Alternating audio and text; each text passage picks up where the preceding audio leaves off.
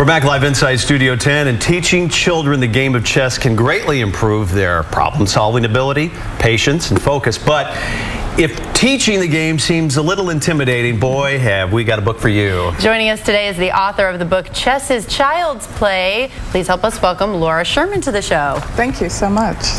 So, where do you start? Because, I mean, chess is a complicated game. I would guess you can't really start out with everything. Should you start with just a few pieces and let them get used to moving the different pieces and what they do, or how does that work? It's very smart, actually, because a lot of people, when I was taught, it was, this is how this piece moves, this is how this piece moves, and so on. Now play. And I think a lot of people are taught that way, and it can be very intimidating, and it can look very complicated. So what I promote in this book, along with my co-author Bill Kilpatrick, is to start with one piece, just one piece on the board. So I swipe all these pieces off and just put the rook in the middle of the board and start there. Now, if I'm working with a really young child, like a 2- or 3-year-old, I just start with the names of the pieces and putting the pieces on the board and taking them off. And I create a lot of mini games for children within that book. Boy, I am officially a 2-year-old chess player. I don't even know all the names of the chess pieces, but talk a little bit, Laura, about the connection between the game of chess and some of the facets of a child's development that we talked about, patience and you know, those different skills. It's so important. I think it's really a proving ground for problem-solving skills. It trains children to think for themselves, to think outside the box. It expands their ability to imagine and create artistically.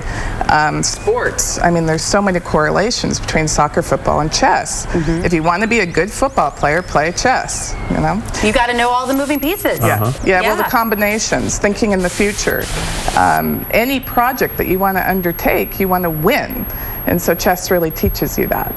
Now let's again talk about the process of teaching, because if you've ever tried to teach, you know, a young child a game, oftentimes, well, they're not going to win the game right off the bat and get a little frustrated. How do you kind of walk them through that and teach them that, well, there are positive things that can come out of losing? Well, you do have that, but I think that you can actually have the child win a lot by having them get the answers correct. Should you let them win on purpose a little bit?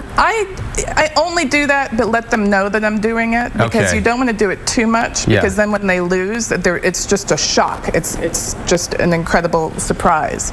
So when I first started teaching my son, it was on the beach, and we just started really just with rooks, as I said, with rooks, and then with rooks and bishops, which is a great game. And I might, you know, let my bishop get taken, and I would say, you know, can you find the way to take it, right? And then he finds it, and he wins, but he knows that it was an exercise, it was a mini game, and we were playing. Now, I was noticing these chess pieces are, I mean, there's no question about what they are, and I know you can get chess sets that are a little bit more abstract and so forth, and you don't want to start off teaching with one of those, obviously. That's a great point. No, you don't. You want to stick with standard sets, because when they go to play with their friends, or if they play in a tournament, they'll be very confused. But also, it's very frustrating to lose a game because you didn't know it was a bishop or a queen. Right, yeah. So, for somebody like me who is a complete and utter novice to the game of chess, what would be the first step? I mean, obviously we would take everything off the board and you would show me one piece. Which piece would you show me and how it moved? Well, when I started teaching my son, I made a mistake, and I started with the pawn. But this is a very complex piece. I would think that is where you would start, though. It seems like that's the simplest. I know. That's what I thought, and I was teaching him, and I realized, wow, it takes differently than it moves, and when it gets down to the end, it can turn into something else, but we haven't gone into what something else is, so it's really not a good piece to start with. So the rook is a good place to start. It goes forward, backward, and side to side.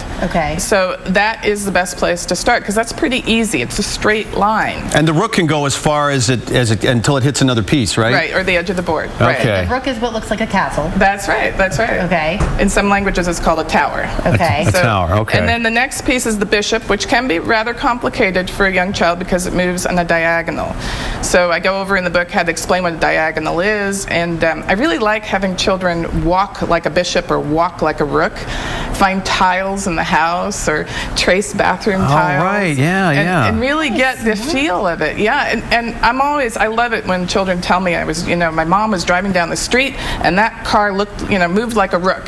And, I live a bishop's move away from my school. And they start thinking in terms of this, and they're relating it to life, which again, as you've pointed out, there's tons of benefits children get. And a lot of sports, as you said, another sports analogy, how many golfers have said, well, I live a 9-iron from so-and-so, or, it's pretty common. But, okay, so here I am beginning to learn chess sitting here on the set right now. So is it too late, or will we just process it a little bit more slowly than a child? No, everybody learns at their own pace, and you really have to track with that. But this book teaches a parent to teach themselves while teaching their child.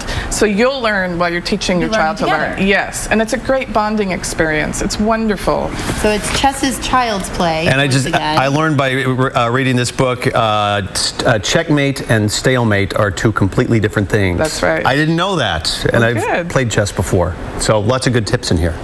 There you go. Thank you. Thank you very much. Stick around, everybody. We've got Creative Loafing up next. Yes, with an art exhibition compiled by a lot of artists. If you're confused, we're going to clear things up with Creative Loafing next.